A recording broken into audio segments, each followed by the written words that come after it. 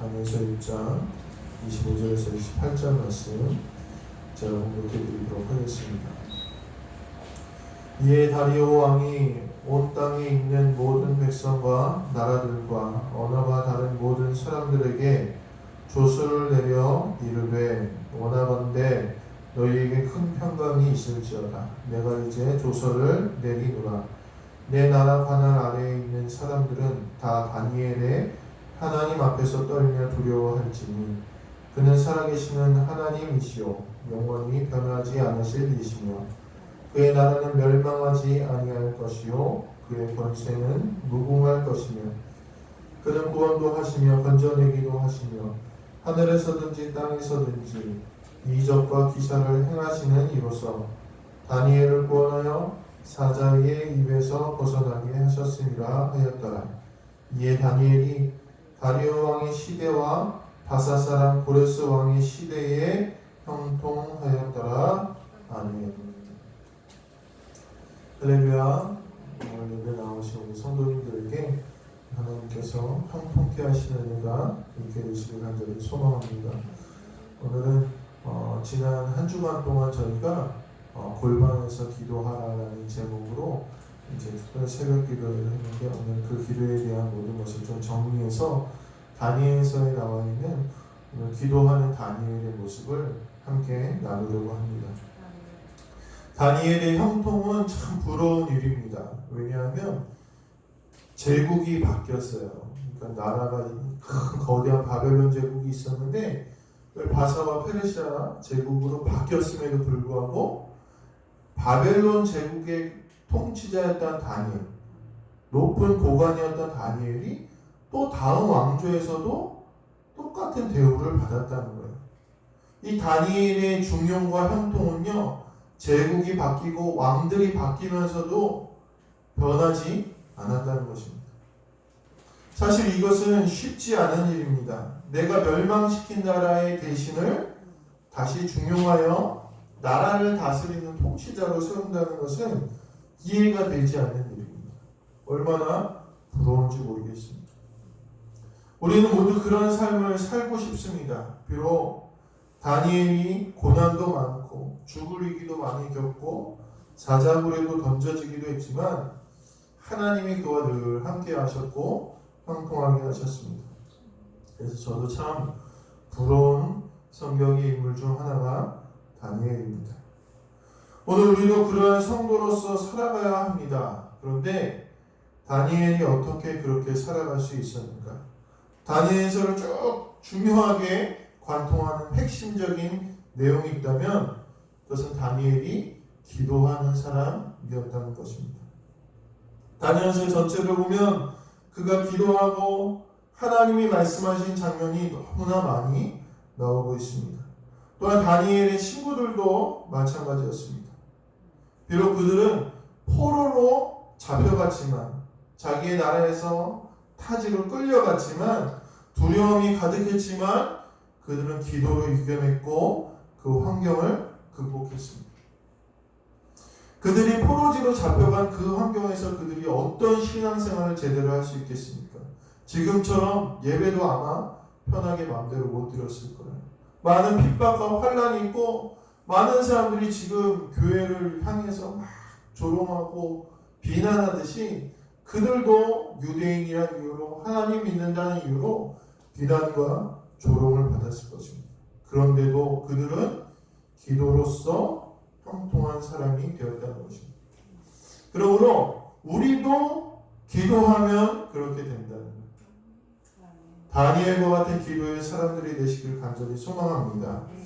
그러면 다니엘이 어떤 기도를 했습니까? 오늘 7일간의 특별 새벽 기도에서 나누었던 이 골방의 기도에 대해서 한번 쭉 정리하면서 은혜를 같이 나누도록 하겠습니다. 첫 번째로 다니엘이 기도한 것은요, 유혹을 이기기 위해서 다니엘은 늘 기도했다. 유혹을 이기기 위해서. 다니엘은 포로로 잡혀갔을 때요, 다니엘이 살던 유대 왕국은 저쪽 변두리에 있는 작은 나라였고요. 다니엘이 잡혀간 바벨론 왕국은요, 문명이 고도로 발달된 나라가 이 바벨론 왕국이었습니다. 수많은 신기한 것과요, 듣도 보지 소망이 유혹이 넘치는 것이 바로 이 바벨론 제국이었습니다. 그 수많은 유혹을 마주하면서 살게 된 이 다니엘이 골방의 기도, 유혹을 이기는 기도로 그 유혹에 넘어지지 않았다는 것입니다. 저도 여기 강원도 인제에 있다가요, 저희 본가에 가서 인천에만 가면요, 여기 밤에 깜깜하잖아요. 아무것도 없잖아요. 근데 거기는요, 막 휘황찬란하고요, 막 네온 사인에 막 사람들도 많으니까요, 저도 뭐 그렇게 노는 거 안 좋아하는데 막 가슴이 두근두근한 거예요. 놀고 싶어서. 그런 유혹이 있어요. 우리는요, 순간순간 찾아오는 이런 세상의 유혹들을요, 이겨내야 돼요. 가장 큰 문제는 뭐냐? 그 유혹에 한번 넘어져서, 한번 넘어지면 그만큼 믿음이 뒤로 가요. 재미있는 건요, 이 유혹에 넘어졌다고 해서 또다시 같은 유혹에 넘어지지 말라는 법이 없어요. 이 죄는 반복하는 게 특징이에요. 그래서 한번 똑같은 유혹에 넘어져도 또 넘어지는 게 우리의 모습이라는 것입니다. 그러므로 오늘 우리는 기도할 때 다니엘과 같이 유혹에 넘어지지 않게, 사단의 유혹에 넘어지지 않기를 기도해야 됩니다.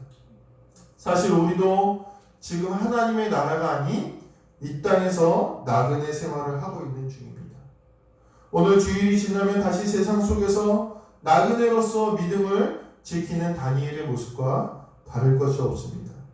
대비하지 않으면 어쩔 수 없이 세상의 유혹에 따라갈 수밖에 없다는 것입니다.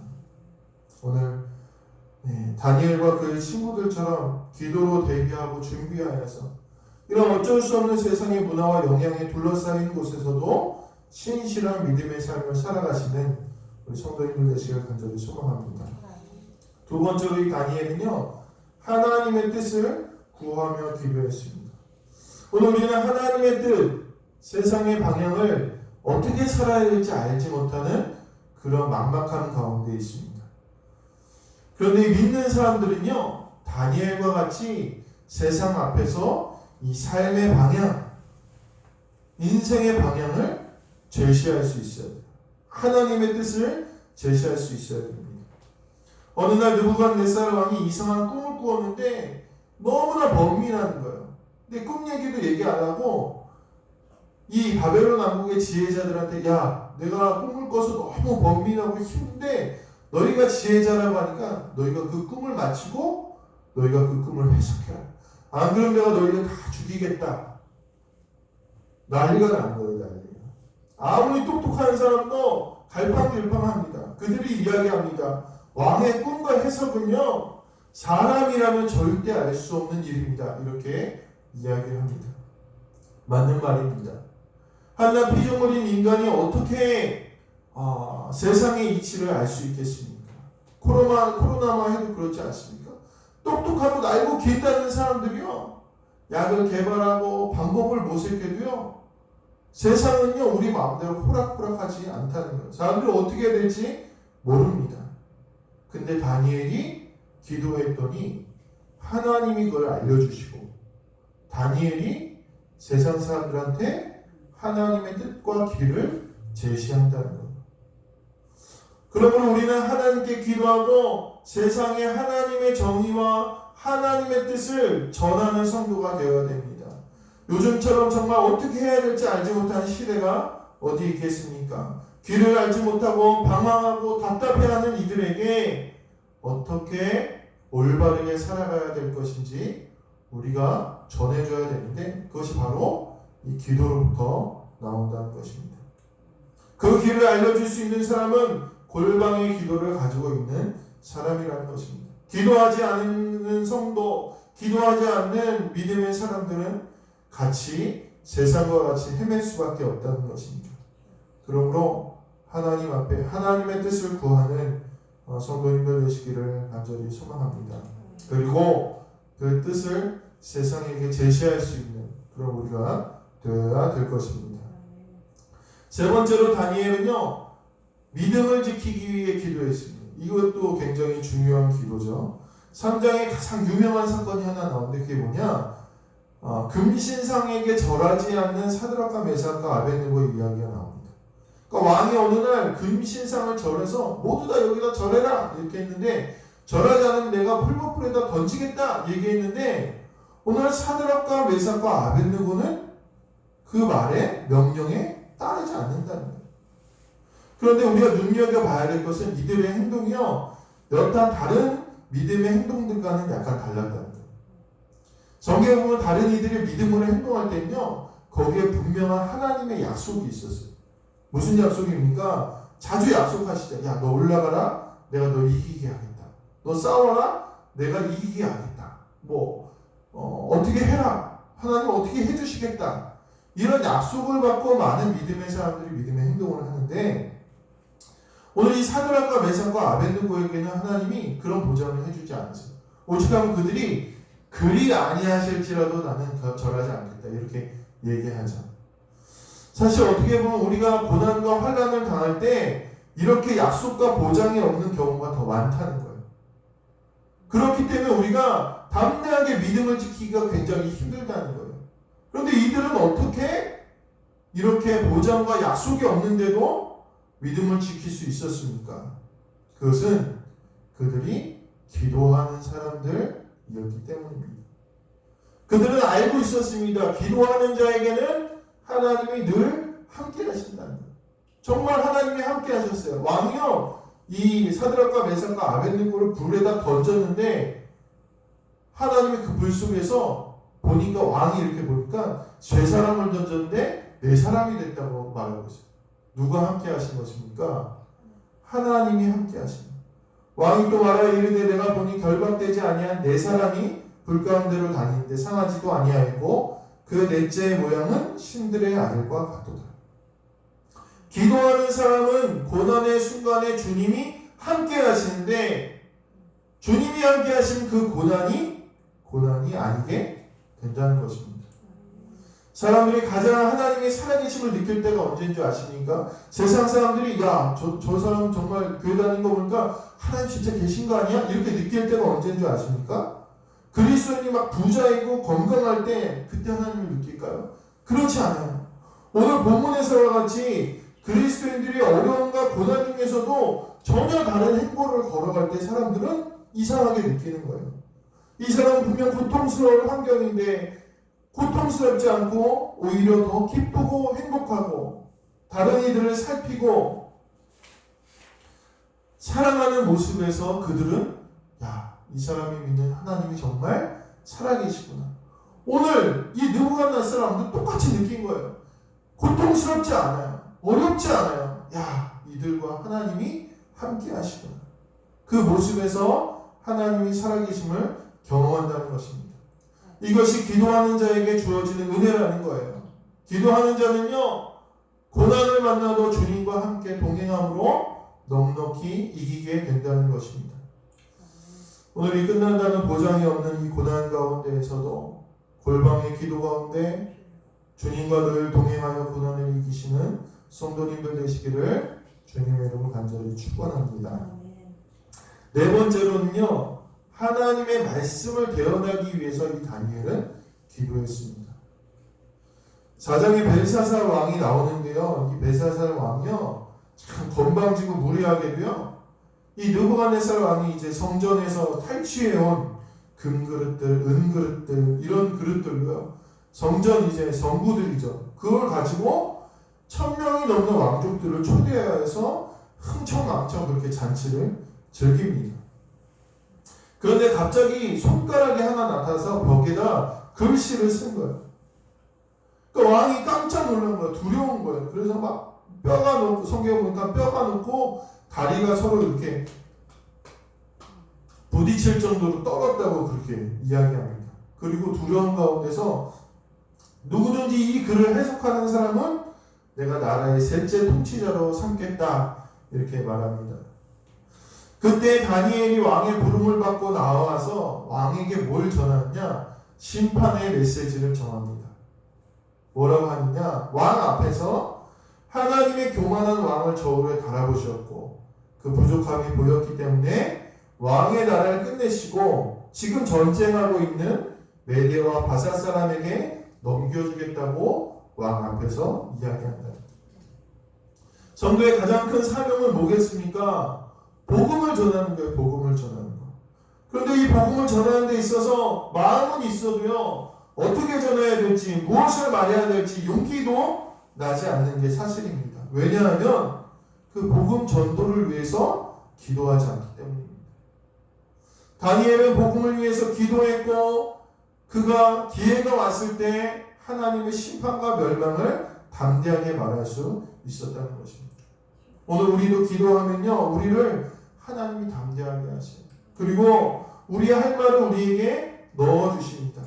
그러나 기도하지 않고 복음을 위하여 기도하지 않고 내 멋대로 말하고 행동하면 부끄러움만 당하게 된다는 것입니다. 오늘 기도하심으로써 전도자로서 세상을 변화시키는 사명을 살아가시는 우리 성도님들 되시기를 주님으로 간절히 축원합니다.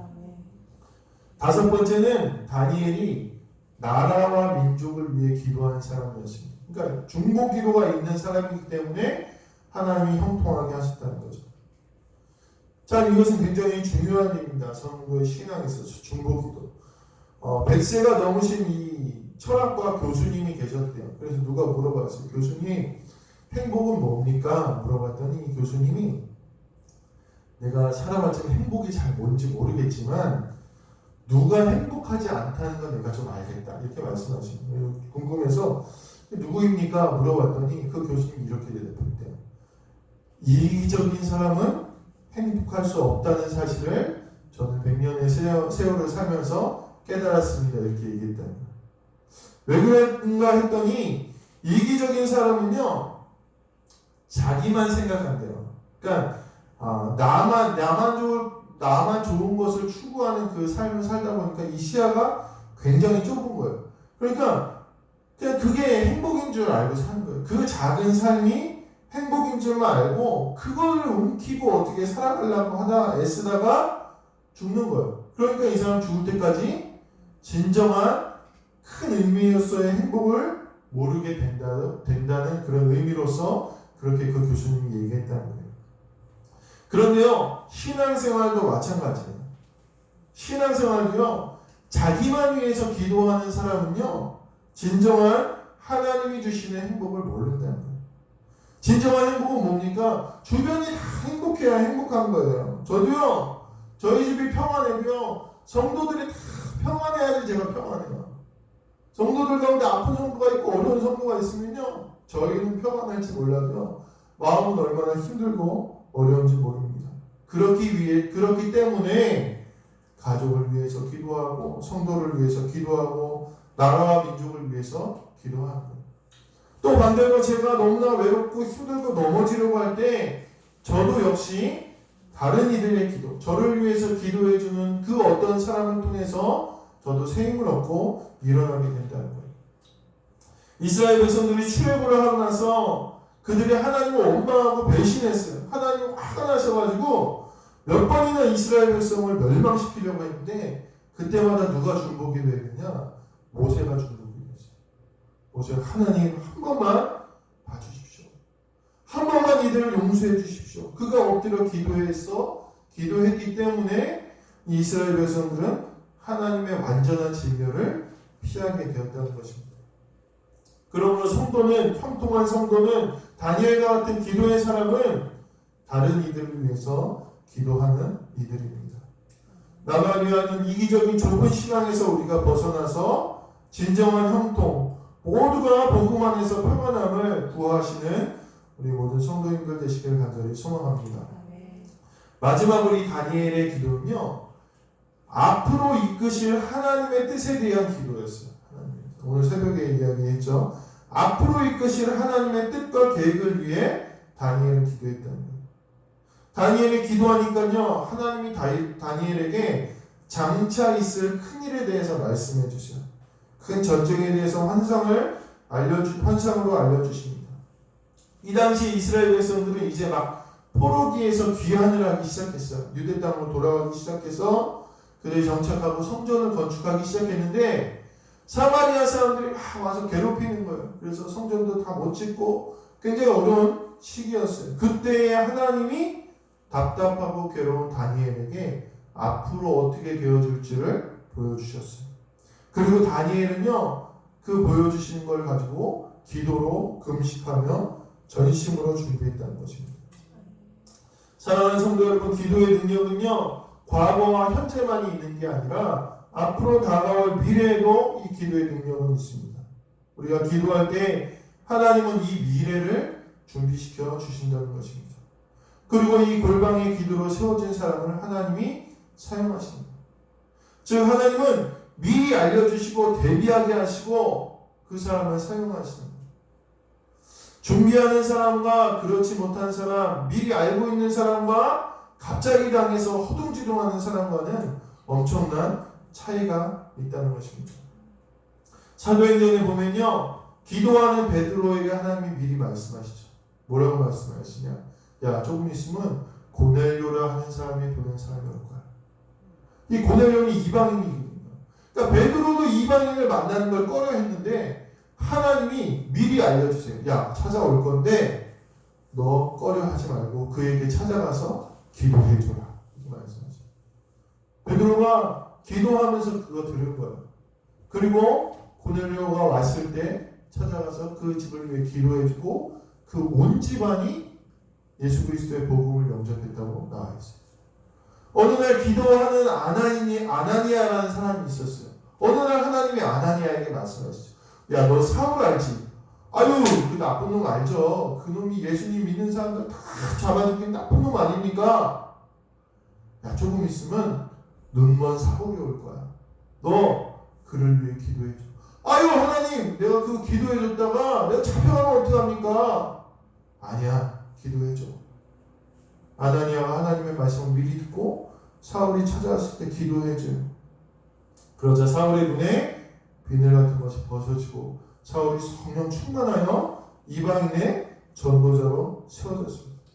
미리 기도하지 않았으면 베드로가 어떻게 고넬료가 왔을 때 기도해주고 아나니아가 어떻게 사울이 왔을 때 기도해줄 수 있겠습니까? 우리가 기도하면 하나님이 계획을 알게 하시고 순종할 수 있게 하신다는 것입니다. 하나님이 그를 사용하신다는 것입니다. 이 골방의 기도가 세워진 사람이 되시기를 주님의 이름으로 간절히 축원합니다. 말씀을 마무리하도록 하겠습니다. 오늘 이 골방의 기도, 이 다니엘이 했던 기도가 꺾여지지 않는 우리 성도님들 되시기를 간절히 소망합니다. 기도할 게 참 많죠. 오늘 말씀 드려보니까 이렇게 한번 기도해 보시길 바랍니다. 다니엘은 늘 이렇게 기도했어요. 성경에 보니까 이 다니엘이 사자굴에 던져질 때의 나이가 거의 80세가 넘은 나이였어요. 그때까지 이 다니엘은 10대에 잡혀와서 80대까지 몇십 년을 이 기도를 멈추지 않았다는 거예요. 하루에 3번씩 기도했다는 거예요. 저는 잘 몰랐는데 이 하루에 3번씩 이게 시간을 정해서 기도한다는 게 굉장히 어려운 일이에요. 왜냐하면 다니엘은 바쁜 사람이었거든요. 나라의 통치자였거든요. 보는 눈이 많은 사람이었어요. 근데 다니엘은 이 기도를 꺾지 않았어요. 어느 날 이 다니엘의 대적들이 이 기도하는 거 갖고 걸고 넘어졌어요. 그래서 다니엘을 모함합니다. 왕을 설득하죠. 그래서 왕이 이런 조서를 해요. 30일 동안만 아무도 기도하지 마라. 이렇게 얘기해요. 이 30일은 무슨 말이냐? 내가 영원히 기도하는 거 막는 거 아니다. 30일만 나랑 협상하자, 타협하자, 이 얘기입니다. 그런데 다니엘은 꺾이지 않았어요. 계속 하던 대로 유혹을 이기기 위해 기도하고 고난을 이기기 위해 기도하고 하나님의 뜻을 전하기 위해 기도하고 중보하고 멈추지 않았다는 것이죠. 다니엘이 형통할 수 있는 이유가 바로 여기 있었습니다. 그는 꺾이지 않는 기도, 멈추지 않는 기도를 통해 유혹에 넘어지지 않았고 하나님의 뜻을 늘 구함으로 세상과 사람들에게 바른 길을 말할 수 있고 고난과 핍박 가운데서도 믿음을 지킬 수 있기 위해 기도했기 때문에 오늘 그는 형통한 사람이 되었다는 것입니다. 확신하건대 이렇게 기도하는 사람은 형통합니다. 아무리 나라가 망하고 왕이 바뀌고 역모가 일어나도 다니엘과 같이 망하지 않는다는 것을 오늘 우리 다니엘서를 통해서 깨닫게 되시길 간절히 소망합니다. 요즘 코로나로 인하여 너무 어렵고 힘들다고 합니다. 그럴 때일수록 우리가 이 다니엘과 같은 이 골방의 기도를 세우셔서 이 모든 어려운 가운데서 일어나 하나님의 쓰임 받으시는 우리 모든 성도님들 되시길 간절히 소망합니다. 단순히 다니엘이 잘되고 뛰어나고 형통한 것을 부러워한 것이 아니라 그의 기도를 부러워하시는 우리 모든 성도님들 되시기를 주님의 이름으로 간절히 축원합니다. 기도하시겠습니다. 하나님, 이렇게 기도했기 때문에 다니엘이 형통했다는 것을, 나라가 망하고 정권이 바뀌고 세상이 어려워도 그 많은 하나님이 함께 하셨다는 사실을 오늘 우리가 깨닫습니다. 오늘 우리 모두도 이런 골방의 기도가 세워져서 늘 하나님의 쓰임받는 귀한 성도들에게 함께하여 주시옵소서. 감사드리며 우리 주 예수 그리스도의 이름으로 기도드렸습니다. 아멘.